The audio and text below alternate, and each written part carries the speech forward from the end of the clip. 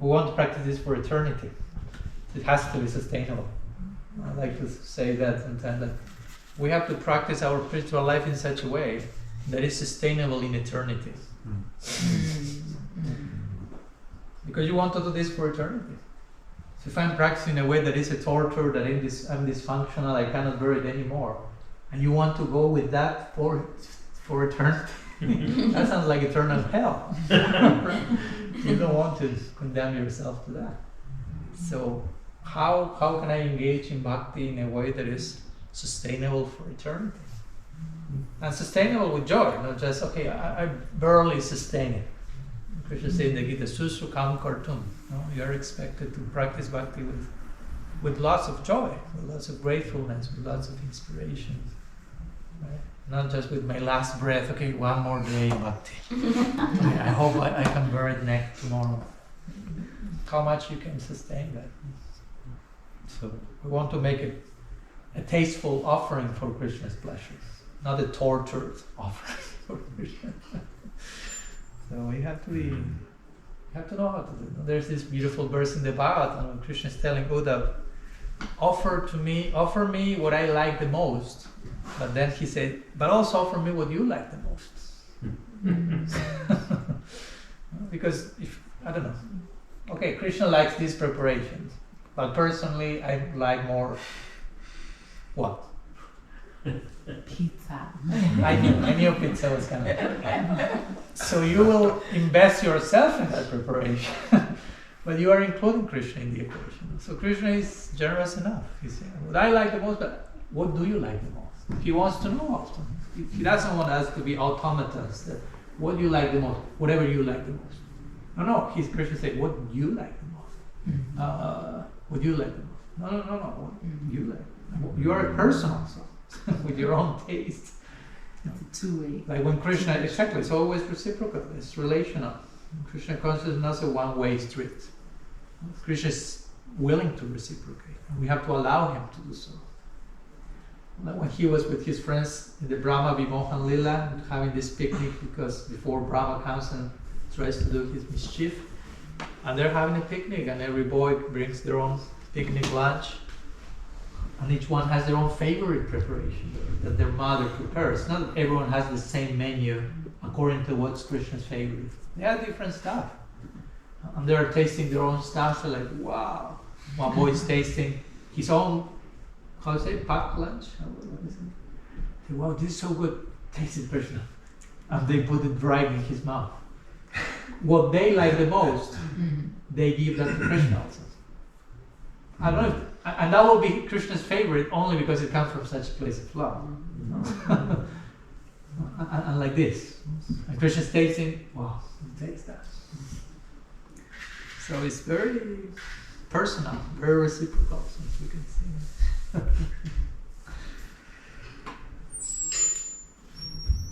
So as long as we see ourselves in connection to God, there's no problem taking care of ourselves. It's part of our God project, our bhakti project and service. The problem is not self-love. The problem is when you love yourself separate from Krishna. So the problem is not self-love. The problem is separateness. Separate love. Yeah, which is not love. It's a way of speaking, but and that's basically the only problem. This dualistic fragmentation. Me here, Krishna here, me here, you there, us, and them. Dualistic thinking. That's about, let's say, bhayam ditya aviniveshatasya. Fear arises when there is dualism. When I start to see reality in parts, not as a whole. I'm no longer seeing an integrated whole, I'm seeing parts. I'm here, you're there, we belong to this separate group, Kurus and Pandavas. Right? Two armies in the battlefield. That's how the Gita starts. That's, in one sense, the message of that first verse of the Gita. Dharma kshetri kuru kshetri samaveta yuyatsava Pandavas mamakaschaiva kima kurvata Sanjaya.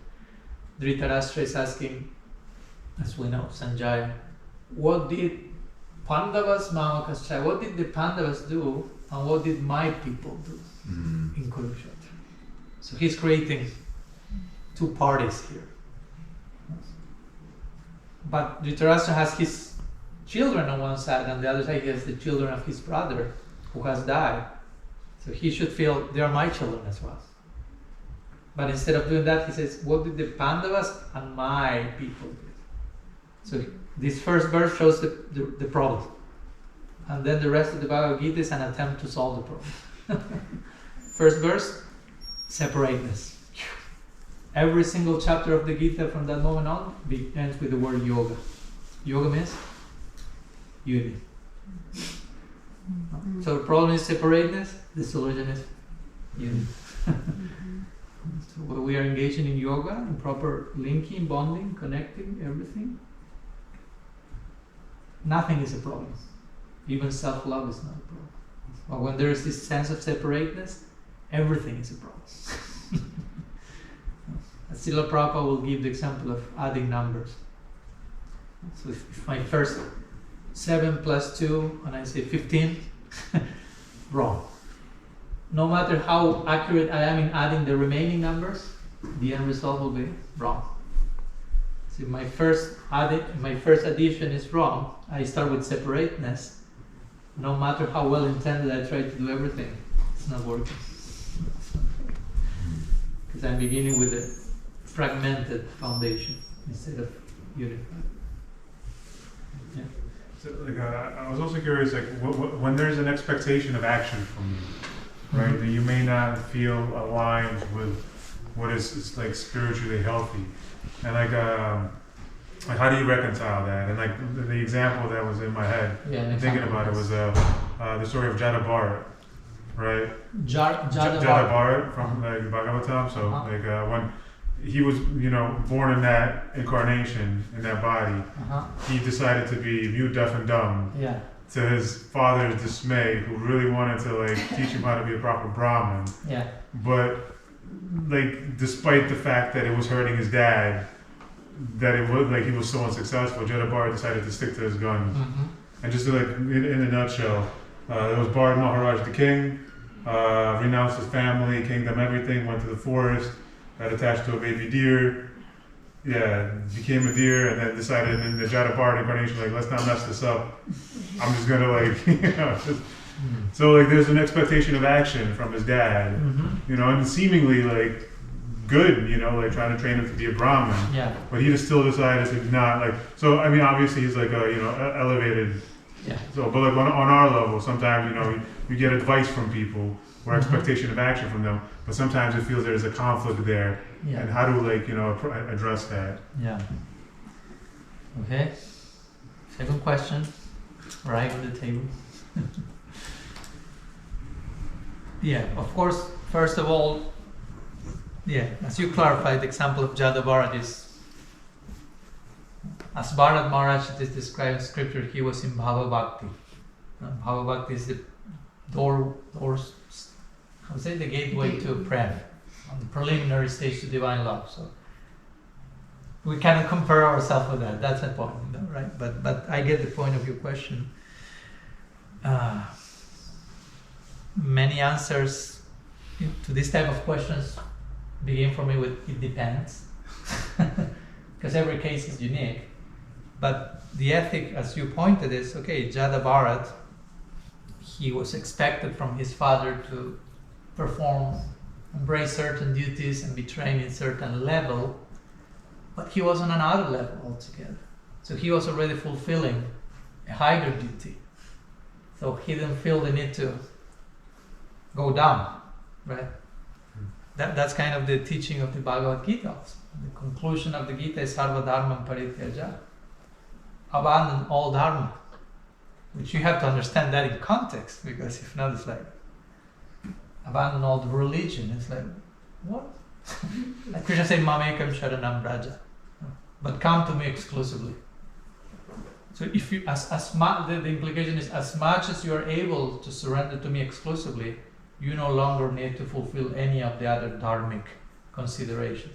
But as much as you are not able to do that, you may need to fulfill those karmic considerations. That's what the Bhagavad says. So, So that's basically the idea. No? Of course, sometimes we have to be. That's why I say it depends, depending the case. And this is also mentioned in Bhakti Rasamrita Sindhu by Rujiva Goswami in one purport. When the definition of bhakti is there, Anyavilasita Shunyam Jnana Karmadinamritam. So it is said that Uttam Bhakti, or the type of bhakti that we want to pursue, has to be, what's this word in English? Unencumbered. Mm-hmm. Yeah, it's clear what I mean by that? Unencumbered by jnana and karma. Which will be in those times in India, karma, there are certain rituals and social dynamics that have to do with, I don't know, ancestors and some other thing. And with this, I'm not saying let's dismiss the ancestors, but there are some rituals according to Varnashram Dharma considerations from the time. And Rupa Goswami will say, if someone is surrendered to Krishna, one doesn't need to engage in those. One is already fulfilling that by watering the root. That would be the classical example of the Bhagavad. You water the root, leaves, branches are fed. Of course, as long as you are watering the root, what does it mean? No, let's not keep it simple. Oh yeah, I'm chanting my 16 rounds, so I don't need to do anything else, and I can be neglectful with everyone. No, I'm not saying that. But the question here comes, for example, and that's what comes in the purport.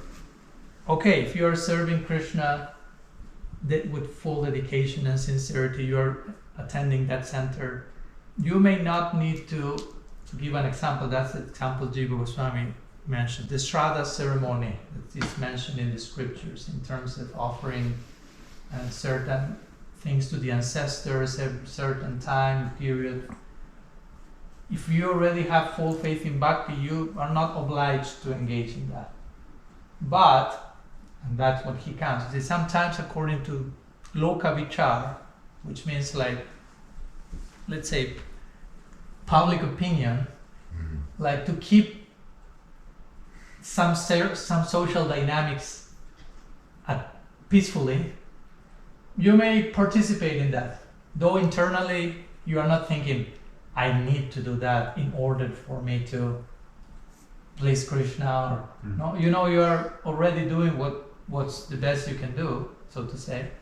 But you can engage in some of those other activities that you are expected from your father, so to say, following the example, without the need of internally thinking, yes, I have to do that because if I do not do that, this will happen and my relationship with God will be affected or whatever. So you engage with that on some level to keep family harmony and so on. So that there are cases like that. And of course there are cases where you may need to say no. That's why I say that it depends. No? Like, I don't know. That example, your integrity is not compromised. But let's say I'm visiting my some family members and they are like, okay, Swami, we're having dinner tonight. We're having whatever. Hamburger. Okay. And wine and this and I'm like, okay. So in order not to disturb my family, I will destroy the regulative principles tonight. No, I won't do that, right? So I will try to tell. They are expecting me to be part of that, but I will try to be as clear as possible about my values, and in a way that also is not offensive to them. No, I don't need to smash their own values or their own habits to explain mine. Right? I don't need to put them down. You follow my point? So every case will be different. So in some cases I may need to say no. In some cases I can participate in a way that is not compromising my inner values. But yeah, hopefully we do whatever we do it from a place of commitment with the ideal, but also respect for wherever anyone else is also. Yeah. And this applies even in the Bodhi circles. Right. Because you can be in a circle of Gaudiya Vaishnavas, but they are in different levels or in different stages of the journey. So what's inspiring for someone or what's necessary for someone is suffocating for someone else. Yeah. What nourishes my faith at one stage of the journey disturbs my faith in others. So, so it's complicated sometimes.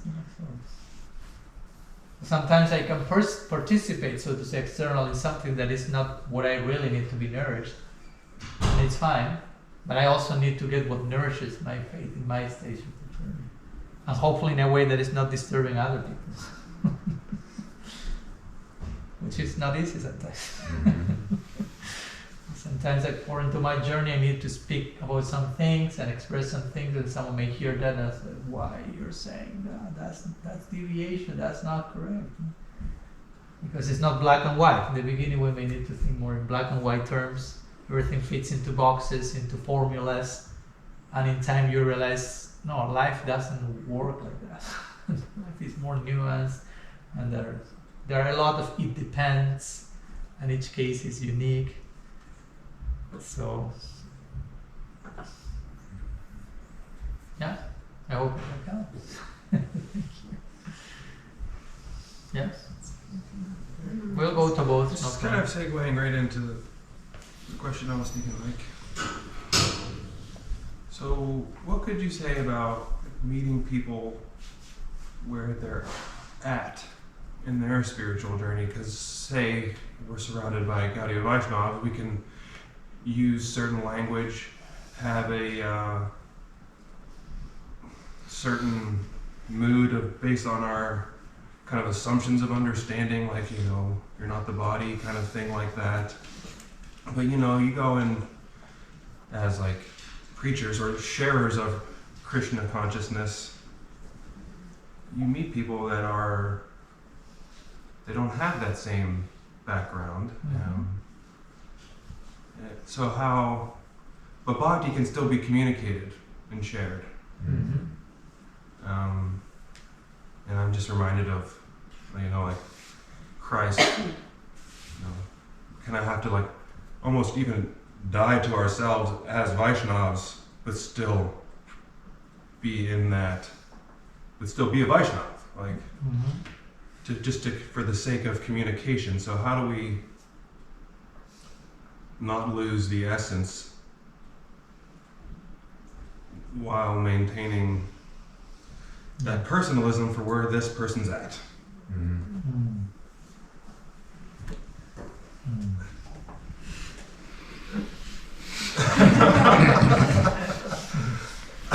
Oh, that's a great question. I think you know the answer already.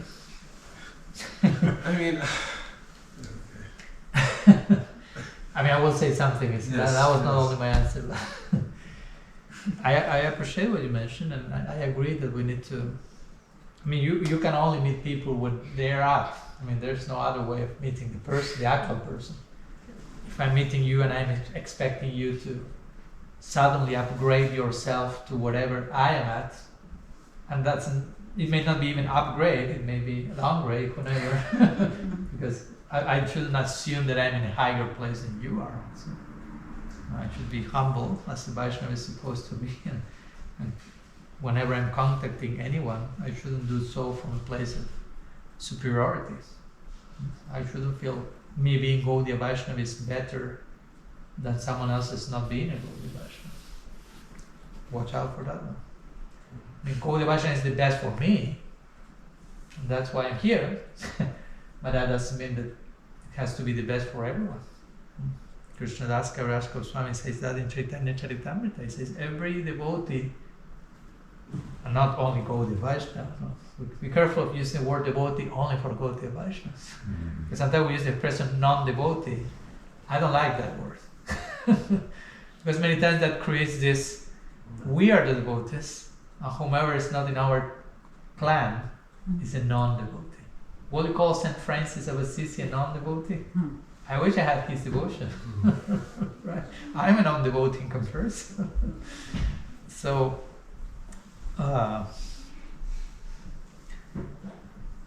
we should, I was saying, Krishnadas Kaviraj Goswami mentions, every devotee thinks or feels my relationship with God, the type of mode in that relationship is the best. Every devotee thinks that, and he says, and everyone is correct.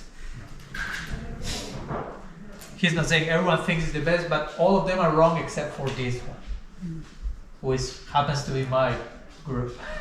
He said all of them are correct. This is a very important point made in one of the first books of our Sampradaya, which is the Brihad Bhagavatamrita by Sanatana Goswami. If we consider our Sampradaya beginning from Mahaprabhu, there is place to think like that. One of the first books written is Brihad Bhagavatamrita. And there you have the journey of Narada Muni and Gopakumar, two sections. And in this journey, Gopakumar, let's go to Gopakumar's journey.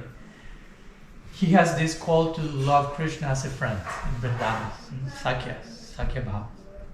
But in that journey, he starts to travel through many places and find different devotees with different modes, worshipping God in different ways. People from different religions, if you want to use that word. And he meets each of them, and he is inspired by each of them. Doesn't mean that he stops wanting to love Krishna as a friend, but he can appreciate their love and their devotion and incorporate something from that in his own journey. You follow? It's not like, oh, you don't want to serve Krishna as a friend? I have nothing to do with you. I cannot learn anything from you. That's not the teaching of Bhagavatamrita. Gopakumar stays in each of those places for a long time.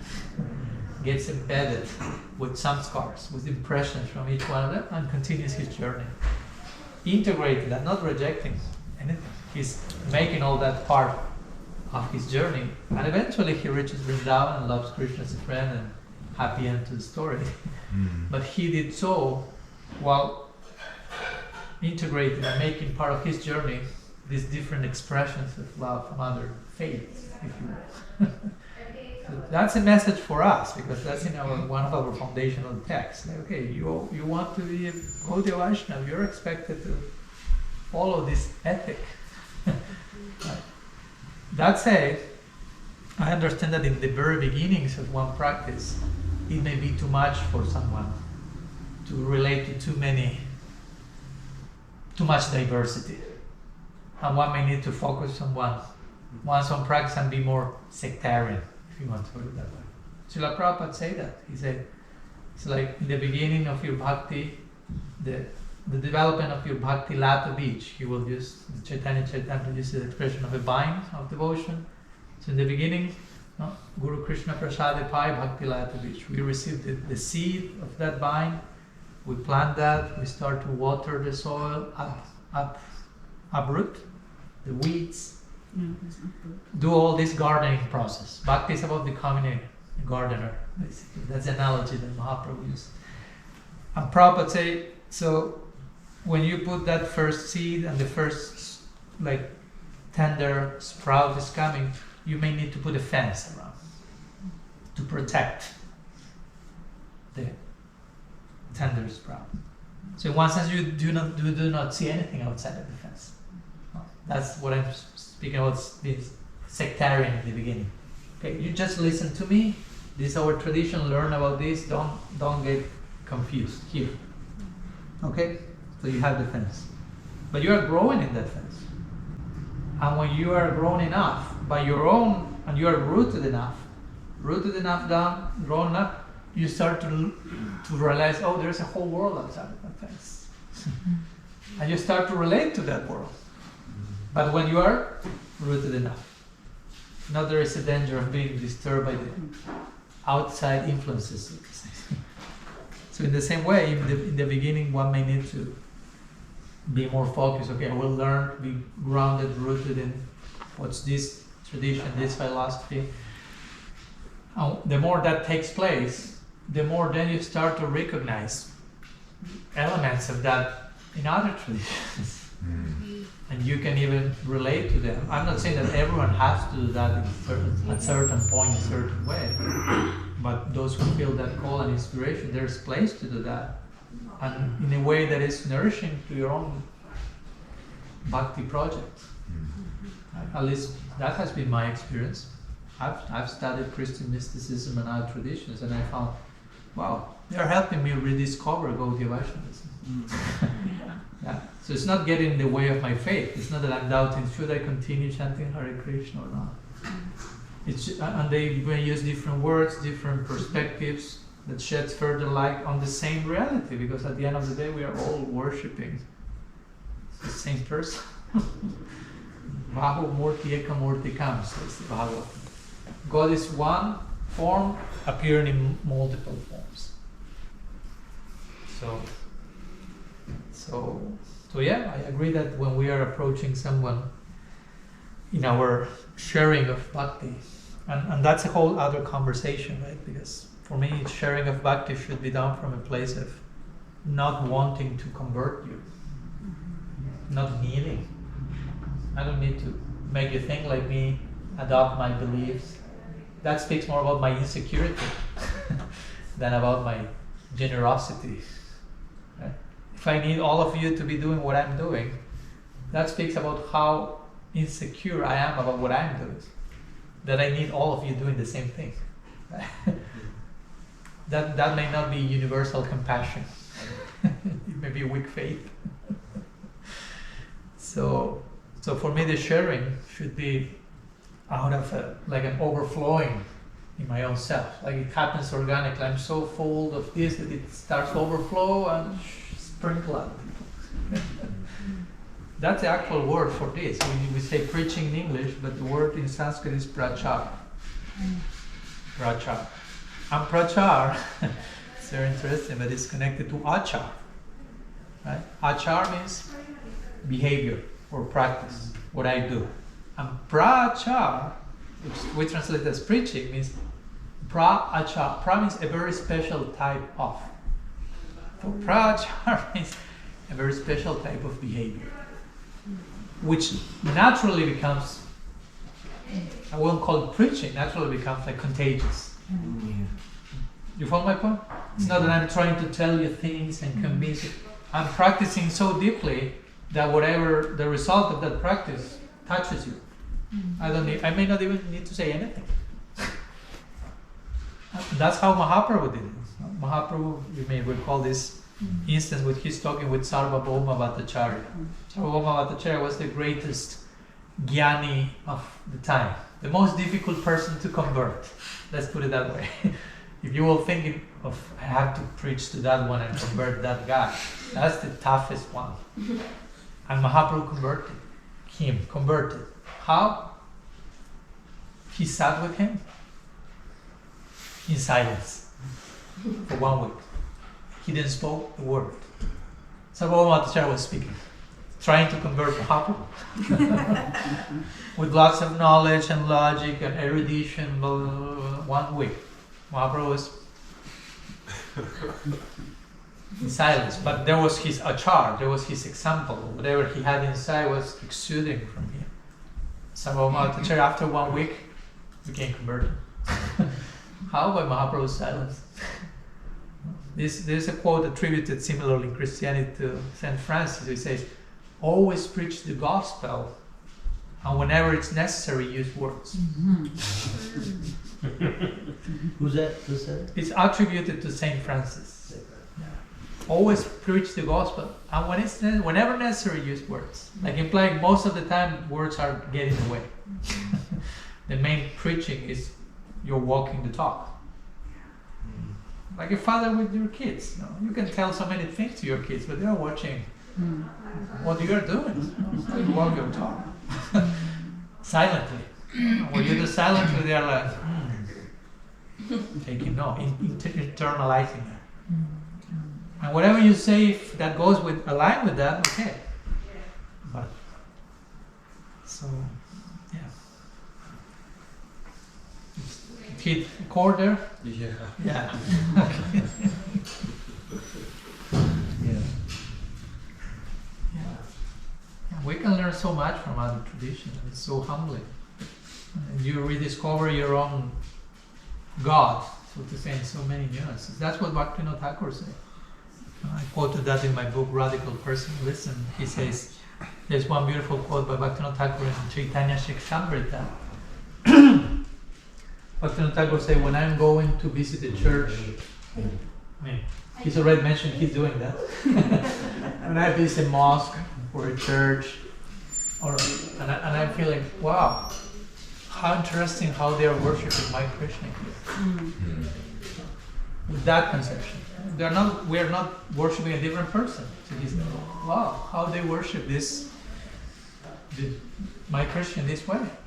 And by me witnessing, by me witnessing the way they are worshiping Krishna, that somehow nourishes my faith in my own worship of Krishna. When I see the love and devotion of someone else in another faith, that nourishes my own faith. And then Bhaktivinoda concludes saying, those who think otherwise and are sectarian, and he starts to use very strong words. So that should be the idea. No? I see you worshipping from last year, for example, I went to Italy and we visited Assisi, the land of San Francis. And that was so inspiring. That was so inspiring. Moving. And that invites you to practice on a whole another level your own tradition. And again, if another tradition can nourish my own faith in my tradition, as I like to say, how much can I speak of that as another tradition? How much I can draw the line and say, we are different. I like to think about sister traditions.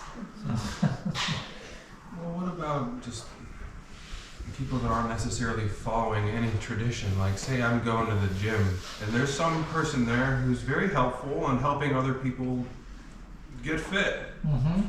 but they don't have any kind of spiritual like faith or anything. Mm-hmm. But yet I see them, they're helping, Mm-hmm. and they have a good play. Like, Yeah. Yeah. it's also another Yeah. Yeah. Yeah, you can. tradition, Yeah. essentially. Yeah. Yeah. Yeah, you can always learn. I mean, the more situated, better situated you are, you can end up learning from everyone. Even from someone who officially will say, I'm an atheist. Yeah. Doesn't mean I cannot learn from you. I may not subscribe to that particular point, but even your atheism, the reasons why you're an atheist can shed light on my own theism. Right? That's right. We are and you go to the Bhagavatam, in the 11th canto there is one section that describes a Brahman avatar that has 24 gurus. No. So that's in itself a big point. That's another conversation altogether, because sometimes we are a little reductionistic in how we think about guru. Guru is this one person who gives you initiation, that's a guru. That's it. And the is acknowledging that Diksha Guru function, but expanding the Guru principle to everywhere. And there you have 24 Gurus. And those 24 Gurus, only 3 are human. Right. Then it begins with the earth, continues with the wind, and the ocean, and the bumblebee, and the deer. And 3 human ones. One is a baby, the second one is a girl, and the third one is a prostitute. So there you have the message of God. You can learn from even the most unexpected places. We are not saying you're going to learn from the proper Hindu, Brahmin, or whatever guru. You can learn from everywhere. Guru is, the original guru is Krishna. And as I say, Krishna is everywhere. So in principle, guru is everywhere. That makes me think of how, you should actually be engaging your senses in the process. If only 3 of them are even human, what's the use of language? We should be engaging all of our senses in it, finding the absolute, seeing everywhere. Yeah. That's the definition of bhakti. Hrishikena Hrishikesh Shivanam Bhakti Ruchate. One name of Krishna is Hrishikesh. It means the master of the senses. And Hrishikena Hrishikesh, you have to engage all of your senses in the pursuit of he who is the master of the senses. So,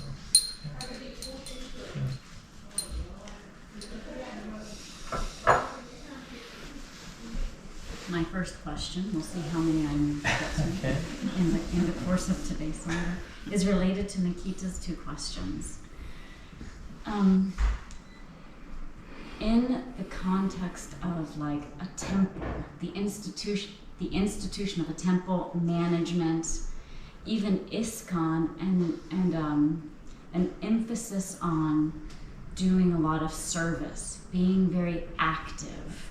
And the process of doing service is the process that purifies. It's the way to, it's just the way. Right? It just seems to be the way. Service, active service. Even though we have these 9 processes of service, hearing, chanting, remember, but active service, like engaged in active service, seems to be the emphasis. However, it seems, and I can only draw from my personal experience in life, I don't know if it's because of planetary things in our birth chart or blah, blah, blah, but, it seems like maybe we go through periods in our life. Like that term wintering is like a thing now, like you wintering, going inside. Like hibernation. Like hibernation, going inward. Like it seems like there are periods in one's life, at least in mine, that are more active or more like internal. And it's a 2-part question.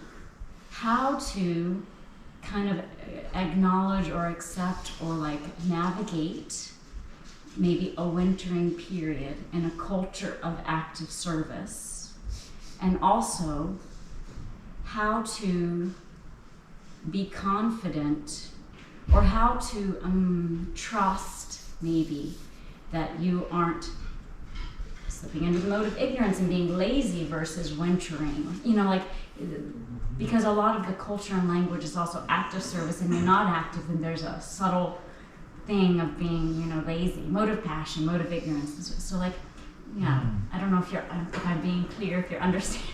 You are. That's my question. You are. Yeah. Okay. Thank you. Such good questions there, President. Oh, thank you. It always reminds me also how the Bhagavatam, before going to the answer to your question, every time Parikshit Maharaj has a question, if you pay attention, most of the times right after Parikshit makes the question, Sukadeva Goswami praises the question. Before answering, he glorifies the questioner and the question. So that's a beautiful culture as well. It's like praising the question. Because sometimes the questions are even like shut down, no questions. The Bhagavatam should know. So it's beautiful. And whatever I may say may create more questions. So I never claim to give answers.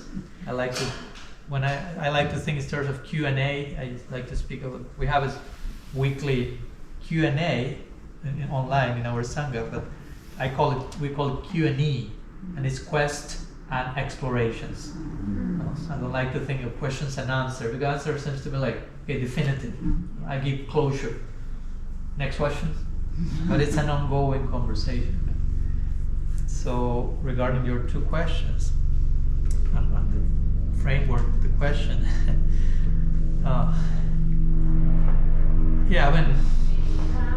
there's different people. Some people need more action, no doubt.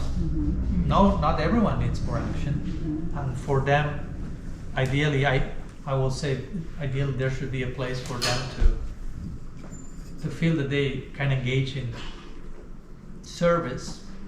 Probably call it devotional service, right? The word devotional is very important qualifier to service. So service is not reduced to doing stuff. Because if not, we end up concluding that service is like hyperactivity, like doing. But what's going on inside? Devotional service. So is the devotion part being I'm not against action, and things need to be done.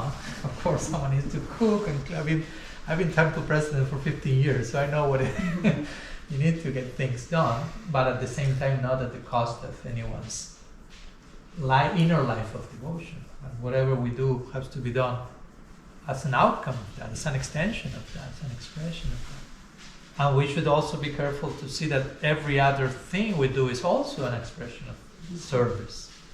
Because the word in Sanskrit for service is seva. And seva basically means to give pleasure to the object of your affection. That's seva. It's not doing stuff. I mean, you can do stuff, give pleasure to the object of your affection. But you can give pleasure to the object of your affection by doing nothing external. But you are offering your heart. In fact, the highest service sometimes we see in some of the great souls, they are just sitting, and in their minds they are offering Krishna.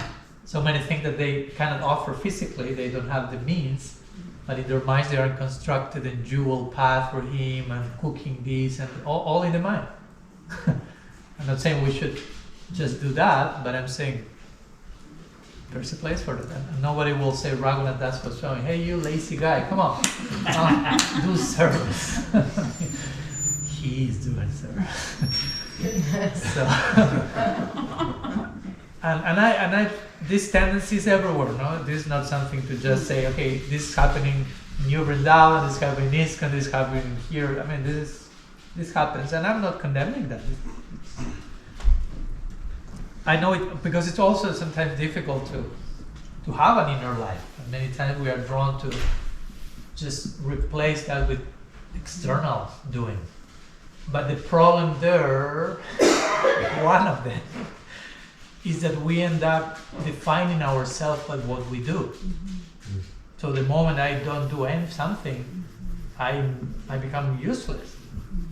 So I become a human doing instead of a human being. My being is not enough. I need to do stuff. I need to prove myself worthy by engaging in hyperactivity. And it's never enough if I'm practicing from that place. No matter if you are 24/7 in action,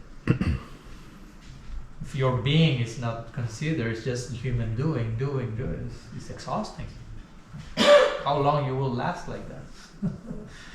So I think it's very important to, as part of our culture, to acknowledge there is need for acts, things to be done. And mostly all of us need at some point to enter into action. But also, most of us need a hibernation periods. Even in India, there is this classical time called Chaturmasya, these 4 months of the rainy season. Of course, we are not in India, and there's no rainy season of 4 months here, but the point is, the idea there is like, okay, you are 8 months in the fields, working, doing stuff, and now come 4 months of hibernation.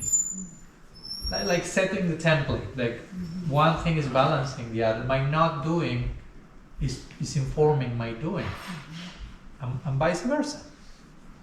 So it's not just one or the other. So most of us, of course, again, there are different people. Some people need more action, but even that type people need some introspection, and some people need more introspection, more time to think and practice from another place. Because again, bhakti is not just the thing is that bhakti would translate. Try to follow my point. Bhakti is translated as devotional service. Service is translated as service. Bhakti is translated as devotional service. Devotional service becomes service, and service becomes doing stuff. Follow my point? The original term is bhakti. And bhakti, we go to the definition. Rupa Goswami says to engage in acts, but not only acts, but to have an inner disposition that is favorable for Krishna. Anukulena Krishnanushilanam bhakti ruttama. So bhakti not only means actions, also means emotions, thoughts, things that happen without me moving my body. And sometimes they're not even like community-based devotional service. Again. Sometimes it's not even community-based. Like it's not even about like devotional service pouring into a community. Exactly. Like it can be reading Bhagavatam. It can be wintering. Yeah. It can be helping someone, a homeless person in the street. If you do it from the place of, okay, Krishna is in the heart, this is so loved by Krishna, and I'm doing with that conception that we talked before, that's bhakti also. So bhakti, at the end of the day, bhakti is not institutional. Bhakti is not just, you can only perform bhakti in this perimeter. Bhakti is the most universal thing. And we want to be practicing bhakti 24/7. So, and Rupa Goswami mentions these 64 angas of bhakti, these 64 expressions of bhakti. And one of them, and he says, you can attain perfection through anyone. He gives examples, and you have the example of, I don't know, this lady called Chandrakanti, I think. She danced. Krishna was dancing. She danced in front of the deity for a whole night, and she went to Golok and danced. Where is this story from? This verse in the Bhakti Rasamrita Sindhu, the nectar of devotion. She attained perfection by dancing. She was. I'm not saying this like, okay, I subscribe to that one. No more bathroom. She's a dancer. She's making notes. Yeah. That may be your perfection. Yes. Why not? I mean, bhakti is very user friendly. Bhakti is very user friendly. So there are so many ways in which we can engage in bhakti. And some will engage in, you have this nine limbs, Shravana, Kirtan and Vishnu Smara, but then Rupa Goswami gives 64. And he says, you can engage in all of them, in some of them, in one of them. Each case is different. As long as you give yourself openly, sincerely, all perfection can come from that. So, I think we need to have the right understanding of what bhakti is. So it doesn't become like reduced, collapsed into do stuff. Follow me? Mm-hmm. And if you are engaged physically all day, bona fide. But we don't have a clue what's going on inside. Inside, who knows how much I'm giving my heart to Krishna, how much I have in the intentionality of offering. So at the end of the day, Baba Grahi Janardana says this perfect.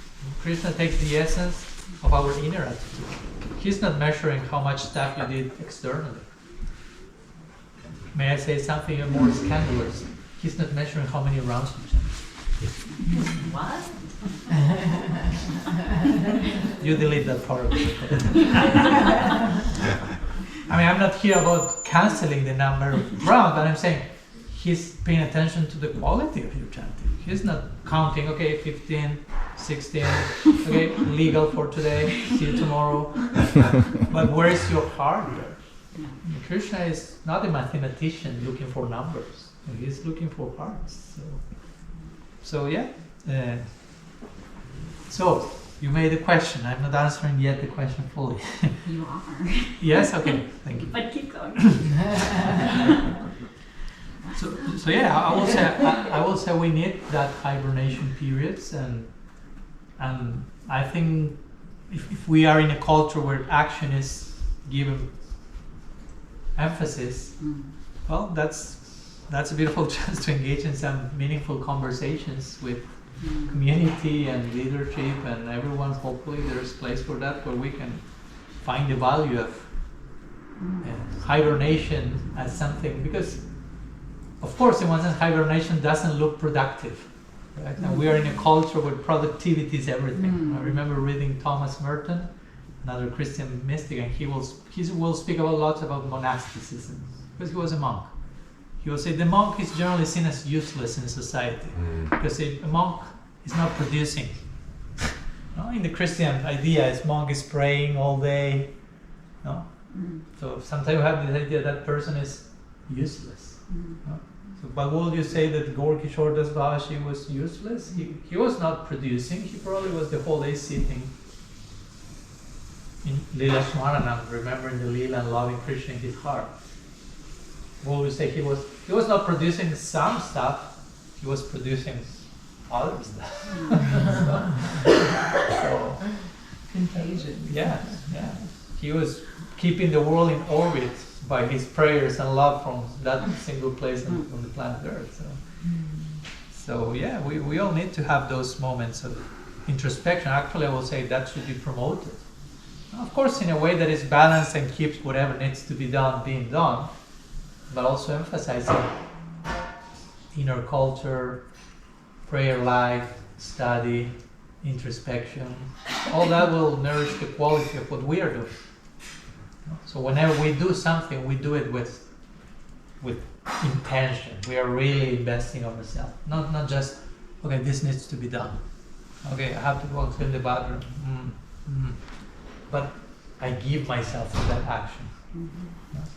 Even the smallest act. That's another Christian mystic, Saint Teresa of Lisieux. She had this called the little way. Have you heard about that? And her philosophy was like, just let's do whatever you do, as small as it is. Like, okay, you will go and pick a flower, but do it with full presence, with full attention. Give yourself fully to that single act, because you are giving yourself to God for that. I don't need to be engaged in a big fancy project of multi-million-dollar leadership to be doing something. The thing is not what's going on the outside, it's how much you're giving your heart on the inside through every action. So Krishna is saying in the Gita that. Krishna is saying, offer me what?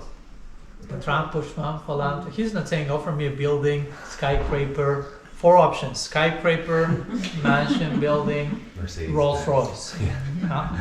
With love and devotion. No, he's saying flower, fruit, leaf, water.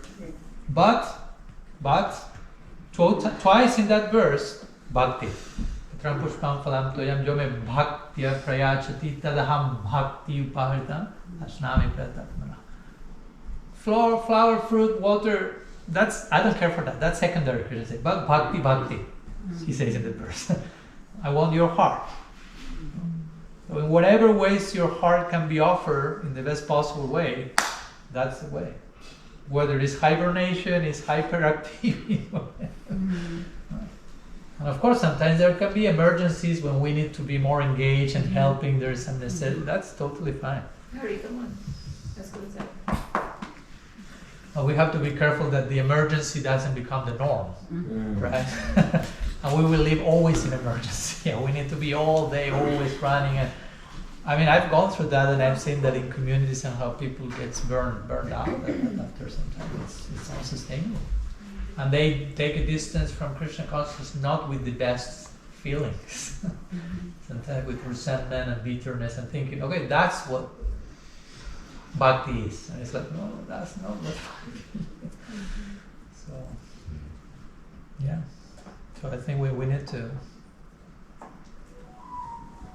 do that, to honor introspection and hibernation, so to say, whenever that's necessary, as a period of shelter and nourishing and protection and clarity.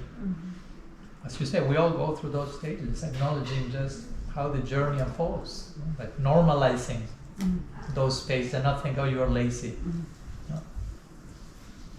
Because sattva guna and tamaguna may seem similar on the outside. Rajaguna is clearly different. But in sattva guna you can be okay like doing nothing. You can be just being, as we were talking yesterday. Sattva means beingness. So you are being. You're okay with being. You don't need doing. And someone in tamas may be not doing anything, but out of apathy and other type of laziness. And I think if you are sincere, you can know from which place that's coming.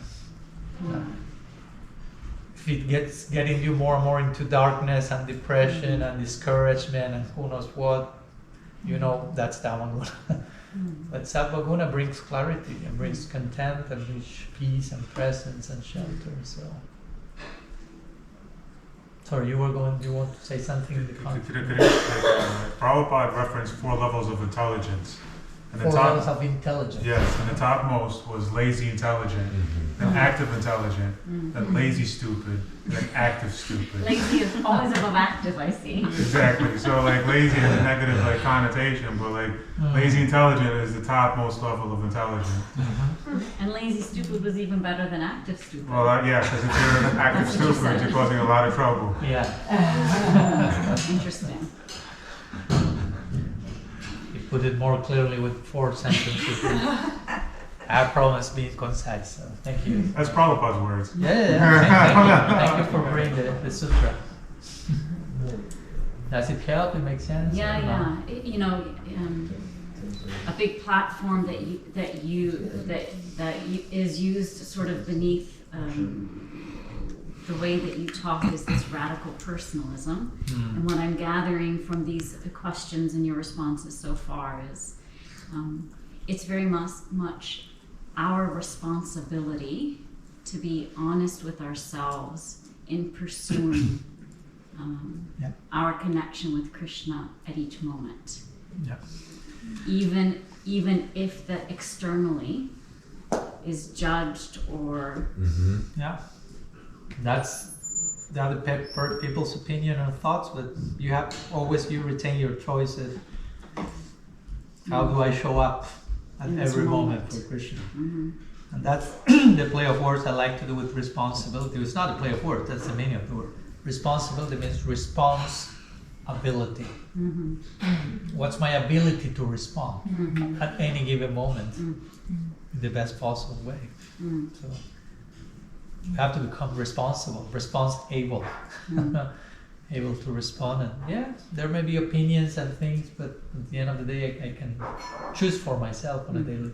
And that's a challenge because sometimes it's easier to have people telling me what to do. And subscribing to that, I don't have to think, I don't have to just but to take responsibility, honesty. Like Deva Madhava Prabhu from Harmony Collective, friend of mine, he would like to say, to reframe chant and be happy and chant and be honest. Then we talk about happiness, but first honesty. Where I am and what can I offer today? That's a daily work and engagement. You know? And all that's service. Again, if we remember the word service means devotional service, means bhakti. So all that is service. To go through that inner dialogue with responsibility, with integrity, with honesty. That takes time and takes energy. So that's important. It's necessary. Maharaj, it's 10:15, just so you know. What time is it? 10:15. Okay. Because at 11 I have to meet with Padmanabha Swami. But still we have a few minutes. The idea is to have also breakfast here. Yeah, we have breakfast. Okay, maybe we can go to one more, if there is anything else, and maybe till maximum 10:30, and then we have half an hour to honor Prasad. Nitya Prabhu, you're raising your hand? Yeah, I was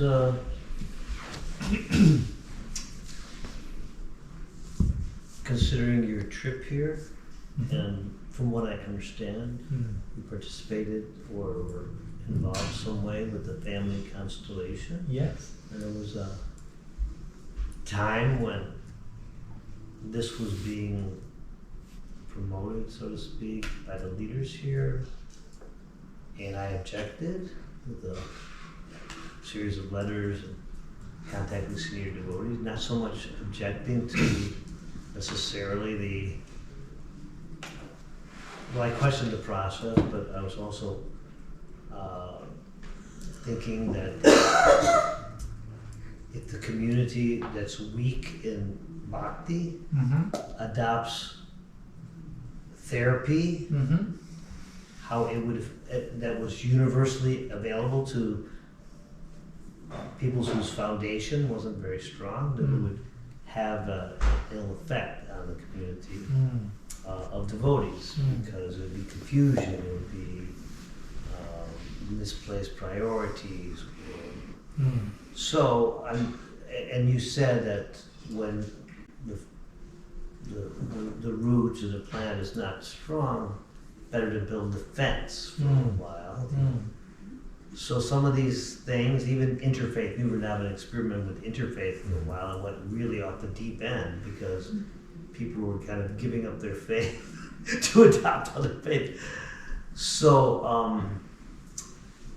in that light, I'm just wondering how to allow, or should I say, how to encourage devotees to become whole, as you said, at the same time be sensitive to those people who need to have the fence, not need to, need to have the fence. Well, that's kind of the general thoughts I had on how leaders, if they participate in this and sets an example or sets this, without any maybe explanation, sets kind of a vision that, hey, everything's good. Anything goes. Everything good. It's all good. I'm good. You're good. Anyway, you get the gist of my question, and that's Thank you. Thank you. No, I appreciate your honest disclosure. I was one of the ones who opposed it. Thank you. I appreciate it. Yeah, of course, part of the reason I came was mostly to meet with some people I already knew, like Sukha Krishna Lila, Padmanabha Swami. Never met them in person, but online, and I thought, okay, well, this taking place is a great chance to meet all of them, knowing that I will meet all of you without knowing who you were. But that always happens. There's always the extended Sanga there that always is beautiful to meet. And also I knew, okay, she will be doing family constellations, and I already knew about that, had some experience with that. Of course, I do not think that's something bad or wrong or something that has no effect. I think those who, and I'm not here now trying to promote everyone should go or anything. I'm just saying that there is a place for that, in my opinion. I'm not saying everyone should do that, but I'm feeling there's a place for that for those who need that. And there are so many other healing modalities, of course. So it's not just, okay, this is the only way, this is the only, we can also become fanatical in that direction. And regarding what you mentioned, Nitya Prabhu, about, okay, but the fencing stuff and everyone in different parts of their journey, that can, for some, that can be confusing or watering down of their foundation in bhakti. Yeah, that can happen. I don't have any universal formula, like, okay, you do it like this and it will always work. I think we have to address each case individually, because to be honest, many times being myself in an ashram, I've seen people coming to bhakti on the very first days, but coming with such huge amount of trauma, extreme. And to be honest, in some of those cases, I feel they need to do some therapy now. Right? I cannot wait. I cannot have them 5 years trained in the foundations first, and then you heal yourself, because that's so much getting in the way right now. And they will filter bhakti through all that stuff. No matter how much I try to train them in bhakti, that stuff is so much in their way, that they need to do something with that first. So I gave the example of the fencing as a general rule, but again, every case is very unique. So in some cases, like, you go to therapy right now. In some cases, like, okay, get the foundation of bhakti. And maybe in time you may need to heal yourself with some modality, but there's no urgency. It's not getting in the way that much. And also I think that if we are accompanying people personally, again, I'm a lot about personalism. So if you are personal in their journey, you are accompanying people in their journey, even if they are getting a little bit confused. It's part of the journey to get confused also, right? We shouldn't become neurotic about, I don't want anyone to not be confused. They will get confused. Of course, we are not trying to confuse them even more if we can avoid that. But there are some situations in life, whether these were healing modalities or something, that confusion will be there. But I will say, if we are personally accompanying them in their journey, they know that they can always resort to us to share their confusion, and everything can be talked about and healed. And if the person is sincere in their journey, they will continue their journey. At the end of the day, there's also part for the responsibility of every person about what do they want to do with their life and their spiritual life, and we cannot control them to stay in bhakti or not stay in bhakti. We can just try to, of course, inspire and share, but at the end of the day, each one will make their choice. So we should. I will say my opinion is all this is my opinion. We should, be careful not to get too neurotic about micromanaging people's inspiration. You remain spared. Don't get confused. And sometimes it can be more a control mechanism from my place than allowing the person to go through whatever they need to go. Many times we need to go through confusion and crisis and stuff to sort out our own lives and grow in the process. No? Because if not, in the name of preventing that, we prevent too much and we are spoiling the child. So, but of course, some things we can avoid. Some fencing can be done protecting, but yeah, in some cases, I will say some people may need to do some healing before that. That can get in the way of bhakti. I've seen that many times. And something that I always like to say is, we are worshipping Krishna in Vrindaban. That's called Nara Lila. Nara Lila means human Lila. God in his human Lila. So if you want to go to Vrindaban, you will go to a place where there is humanity there. It's God in his fully human form. Fully human, fully divine. But fully human also. Krishna is not only fully divine. That's the actual charm of Vrindaban. It's fully human. No, Vaikuntha is another thing. People have 4 arms. It's another type of guys there. No? If someone enters here with 4 arms, you know I'm somewhere else here. What's going on? 4 arms. No. So the charm of Braja Lila is the humanity that it has. So if I want to enter into a place that is fully human, well, I better become fully human here. And in order to be fully human, I need many times to heal and integrate so many layers. So it's all in service. That's my point. Also, for me, it's important to explain this human healing in the context of bhakti, not as something that's... Exactly. So as long as that's also explained and presented, people can engage in those things whenever they need in a way that is not like a diversion from it, but actually is in service to them. So I don't know if that makes any sense. Just throw in some ideas. Of course, everyone needs to know what to do with that locally in each particular case and situation, because each case is very unique. And I understand your concern. I get your concern. But also, we should be careful in that concern not to go to one extreme nor the other, right? Like totally shutting down and canceling all that, but also not just like overtly promote everything in a way that creates confusion as well.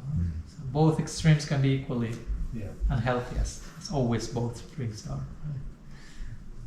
Right? I personally think that using bhakti as a means of therapy is very damaging, to be honest. Like, example, like I had a really bad run into depression, not very recently.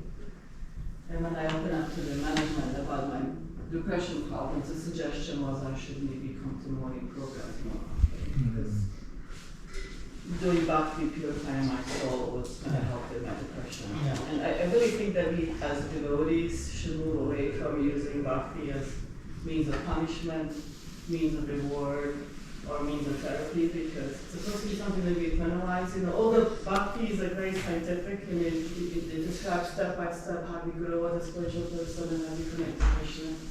Every stage is described in detail. We shouldn't be using it for therapy.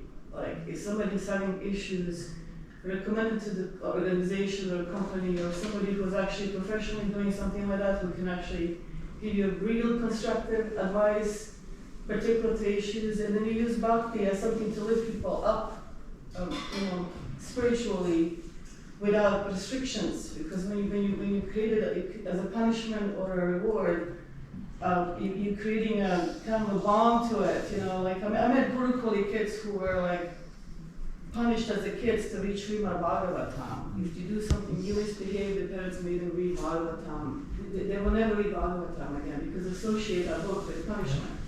You associate bhakti with a failed attempt to somebody help you if you're using it, you know? Like if you don't know what you're doing and you recommend bhakti as a means of therapy, and that fails, and you put that person in the worst position, then that method that you applied is going to associate with a traumatic event, even further. So I think we need to move away from it and actually embrace these methods that the therapy that you actually helps you out to change this mental mindset to help you spiritual understand bhakti. Talk of it. Amen. Thank you. I agree. Yeah. Therapy can be an extension in service of bhakti, but yeah, we shouldn't make bhakti forcibly fulfill all the needs that can be fulfilled by other disciplines. And I've heard that so many times. I totally empathize with you. And it doesn't make sense because, I don't know, if I have an arm cut, I'm bleeding, chant more rounds. No, go to a doctor. Okay, now my mind is bleeding. No, I have an emotional problem. Chant more rounds. No, go to a professional that can help you. It's not just increase the number of whatever you are supposed to be doing. No? So, yeah, and I agree with you. If not, bhakti ends up becoming manipulative and punish reward system, and that's not what bhakti is about. Bhakti should be celebratory, performed from a place of natural gratefulness and celebration and of the gifts that we are receiving. But it should be integrative. So we can engage in other healing modalities, and that's all part of the same project. We're integrating our humanity, our divinity, psychic, mental, physical, spiritual. We don't need to put things in different categories and compartmentalize them and holistically, but bring wholeness to the equation. Yeah. And we can very easily use spirituality as a source of trauma. We can perpetrate religious PTSD in every direction, right? And we want to practice bhakti for the right reasons, right? Because you can even stay in the movement for the wrong reasons. Out of fear, out of intimidation, out of fitting in, out of personal vested interest into a post, out of comfort zone of so many types, and that's not practicing bhakti for the right reasons. Right? Anukul, this is the word anukul. It should be favorable to Krishna, to oneself. It should be for the right reasons. That's another way of translating anukul. Be a devotee for the right reasons. Read the Bhagavatam for the right reasons, not out of fear of what will happen if I don't. So, yeah. Yeah. As I like to say, we should normalize what we have for a long time stigmatized. We have been expert at stigmatizing things that should be normalized. Things, conversations, experiences, emotions. Sometimes the adults are afraid to speak, to share their problems, their crisis of faith, their whatever, because that's not supposed to be said. I won't be seen as a good devotee, blah, blah, blah, blah, blah, blah. So we should normalize those things because it's normal that you're going through that. It's part of the journey. Like I like to say, and I will finish with this because it may get long, but when Vishwanath Chakravarti Thakur defines the 9 steps of bhakti from Shraddha to Prem in his Madhurya Kadambini, the longest part he spends is in Anartha Nibriti, because he knows we are mostly there and we have to speak about the stuff that may get in the way. He speaks about Anishtita Vajana Kriya, which means unstable devotional service, which doesn't sound glorious, but welcome to the party, And he describes in detail the symptoms of unstable bhakti. And one is more embarrassing than the other. But you read them, and if I will mention each of them to you, probably all of them are like, okay, number 1, who is there? And I was like in these football stadiums that all do like this. 1, 2. So, but at the same time, he's mentioning them as this is a symptom of this stage of bhakti. So in other words, as embarrassing as that feels, that's a confirmation that you are on the journey, that you are on the path. So in one sense, that's glorious. Follow me? Knowing where you are. Yeah, but I'm already in the path. Although it's not the ultimate goal, and it's up and down and blah, blah, blah, but it's part of the journey. So I can take that as glorious and celebrate that, or take it from a place of toxic shame and guilt and bring a whip. But that's not the intention of Padmanabha. He's mentioning that, look, that's part of the journey. That's confirming you are on the path. So we have to be expert in dealing with all this stuff that comes in everyone's journey in that way. That's part of the journey. That's confirming you're on the path. Welcome, congratulations. And let's talk about it and let's see how we can deal with that, of course. It's not only jai jai, but it's not just you are so bad, you have to do better, you are not good enough, you are offensive, you are this, you are that, branding people, labeling, putting in boxes. But let's deal with all that stuff with compassion. Self-compassion, compassion for others. That's how the ride becomes worthy of.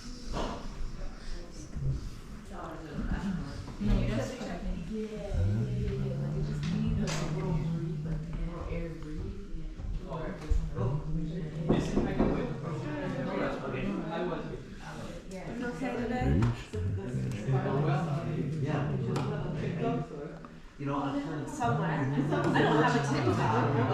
For a while, they couldn't actually wrapping themselves in the sun. yeah. It's spicy.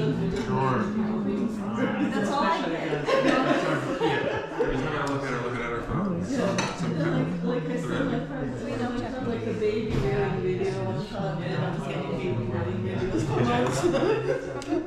It's cute.